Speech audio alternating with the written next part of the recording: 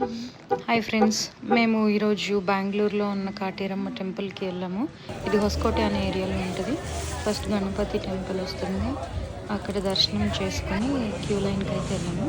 అక్కడ చూస్తున్నారు కదా, రెడ్ కలర్ క్లాత్లో కొబ్బరికాయని కట్టి 9 ప్రదక్షిణలు చేసి అక్కడ రావి చెట్టు కడతారంట. ఏదైనా కోరుకొని అక్కడ కడితే అది నెరవేరుతుందని నమ్మకం. ఆల్సో లాక్స్ చూస్తున్నారు కదా, alcohol, medicine, some photos, bangles ఇవన్నీ చాలా కట్టిస్తున్నారు. అది ఎందుకన్నా సరిగ్గా తెలీదు.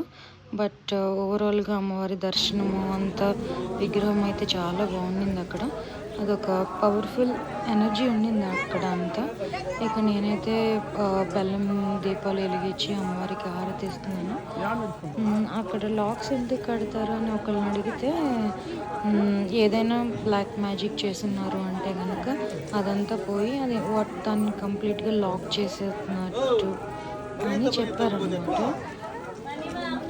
అది చూస్తే